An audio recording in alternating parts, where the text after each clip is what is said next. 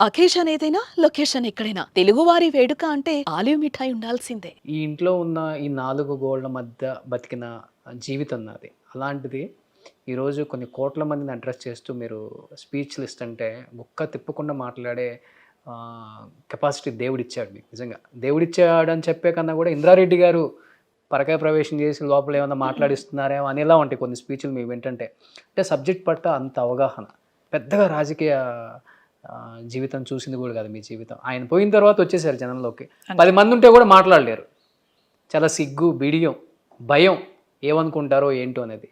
ఎలా అమ్మా ఇంత ఈ జీవితాన్ని అలా వడగట్టేశారు? జీవితమే పాఠం నేర్పుతుంటే ఎవ్రీడే ఒక్కొక్క లెసన్ టీచ్ చేస్తుంటుంది.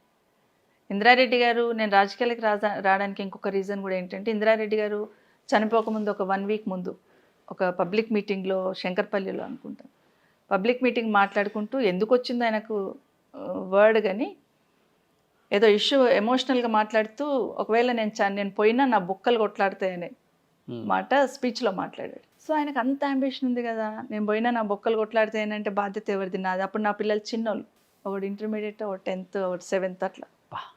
మా వారు యాక్సిడెంట్ అయ్యింది. 4 o'clock నేను హాస్పిటల్ వెళ్ళి 12:30కి హాస్పిటల్ వెళ్ళి 4కి ఇంటికి వచ్చాను. అంతసేపు అక్కడ హాస్పిటల్లో ఉండి నేను ఒకదాన్ని వెళ్ళాను. మా ఆడపడుచులు ఉండి ఇంట్లో, మా ఆడపడుచుల భర్తలు ఉంటే ఒక బ్రదర్ని తీసుకొని ఒక అన్నని తీసుకొని వెళ్ళాను. నేను ఒక్కదాన్ని వెళ్ళాను ఆ టైంలో. నేను మా అన్న డ్రైవర్ని తీసుకొని వెళ్ళిపోయాను.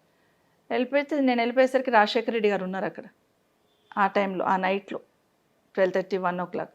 సో ఒక 4 o'clock వరకు అక్కడ ఉండి 4:30కి వచ్చాను ఇంటికి. నేను 4:30కి నేను డోర్ తీసుకొని ఇంటికి వస్తున్నా. మా కార్తీక్ ట్యూషన్కి వెళ్ళాలని 5 o'clock ట్యూషన్ ఉందని బ్యాగ్ వేసుకొని రెడీ అయ్యి వాడు వెళ్తున్నాడు. వాడికి అప్పటివరకు తెలియదు. ఒక్క నిమిషం నేను ఏడుస్తుంటే ఎందుకు ఏడుస్తున్నావు అంటే ఇట్లా అయిపోయిందని అంటే అట్లా పడిపోయాడు. అక్కడ నుండి అట్లా పడిపోయాడు అన్నట్టు, ఇంకా బ్యాగ్ పడేసి. సో అట్లాంటి టైం చూస్తున్న టైంలో ఎస్, ఇందిరారెడ్డి గారు బొక్కలతో కొట్లాడుతున్నాడు కదా, పిల్లలు చిన్నోళ్ళు, ఎవరు తీసుకోవాలి ఆ బాధ్యత? నేను తీసుకున్నాను. సో ఒక రకంగా నేను ఏమనుకుంటానంటే నేను ఏదన్నా పని చేస్తున్నప్పుడు డెఫినెట్గా నా వెనకాల ఇందిరారెడ్డి గారు ఉన్నారు, నా నియోజకవర్గ ప్రజలు ఉన్నారు, నా క్యాడర్ ఉన్నారు, నా ఫ్యామిలీ నాతో ఉంది. ఆ ధైర్యంతో ఫైట్ చేస్తాను. కానీ సింగిల్ పేరెంట్ కష్టాలు అనేవి ఉంటాయి. చాలా కష్టం. డబ్బు ఎంత ఉండని, ఆస్తులు కాదు ఇక్కడ కావాల్సింది. ఆ విలువలు ఎక్కడ కూడా పోకుండా కుటుంబాన్ని జాగ్రత్తగా బ్యాలెన్స్డ్గా తీసుకురావాలి.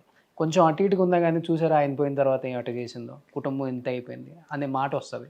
అలాంటిది 36 సంవత్సరాల వయసు మీకు, చాలా చిన్న వయసు. 36 సంవత్సరాలు. అంత చిన్న వయసులో భర్త లేకుండా ఒక సింగిల్ లేడీ అయ్యుండి అటుపక్క రాజకీయాలు, ఇటుపక్క కుటుంబం, పిల్లలు తప్పుదోవ బట్టే అవకాశం కూడా ఉంటుంది. 3 మగపిల్లలు. మీరు తీసుకున్న జాగ్రత్తలు అబ్బా గ్రేట్ అమ్మా. ఫస్ట్ ఆ టైంలో మా అమ్మ నాన్న నేను బయటికి వెళ్తే ఉండేవాళ్ళు. మా బ్రదర్ బాగా చూసుకున్నాడు, మా సిస్టర్ బాగా చూసుకునేది, టైం ఇచ్చేవాళ్ళు వాళ్ళు. ప్రధానంగా నేను పాలిటిక్స్లోకి వస్తున్నాడు ఫస్ట్ మా పిల్లల్ని కూర్చోబెట్టి అడిగాను. చిన్న పిల్లలే, 7th క్లాస్ 10th క్లాస్, ఒకడు 7th, ఒకడు 8th, ఒకటి 6th. ఫస్ట్ చిన్నోడు 6th, సెకండోడు 8th, పెద్దోడు 10th కంప్లీట్ అయింది అంతే. ఫస్ట్ వాళ్ళని అడిగా నేను, ఏం చేయమంటారు? అటు రమ్మంటున్నారు, ఇటు మీరు చిన్నవాళ్ళు, మీకు నేను తప్ప ఇంకెవరు లేరు, నన్ను ఏం చేయమంటారంటే మీరు నాన్న ప్లేస్లోకి వెళ్ళండి మమ్మీ అన్నారు. నేను వెళ్తున్నప్పుడు మీ స్టడీస్ ఏమైతాయి, నేను అప్పుడంత టైం మీకు ఇవ్వకపోవచ్చు అన్నప్పుడు మేము జాగ్రత్తగా ఉంటాం మమ్మీ, మీరు వెళ్ళండి అన్నారు. 1 year నేను మైక్ బట్టి మాట్లాడలేని సందర్భం కూడా, అయినా మా ప్రజలు నన్ను గుండెలో పెట్టుకున్నారు. అమ్మ నువ్వు మాట్లాడకపోయినా పర్లే, నువ్వు కనిపించావు చాలు అని నాకు ధైర్యం ఇచ్చేవాళ్ళు. ఇక్కడ ఉన్న లీడర్లు కానీ, ఇక్కడ ఉన్న జనాలు కానీ ఆ ధైర్యం ఇచ్చారు నాకు. సో ఇంటికి రాగానే నేను ఎక్కడ బాధపడుతున్నాను, మా పిల్లలు జనరల్గా ఎట్లుంటుందంటే పిల్లలను నేను జాగ్రత్తగా చూసుకోవాలి, తిన్నారా ఉన్నారా పడుకున్నారని.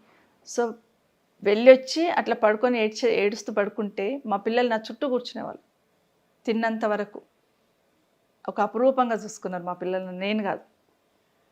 సో అంత ఇదిగా చూసుకునేవాళ్ళు మా పిల్లలు.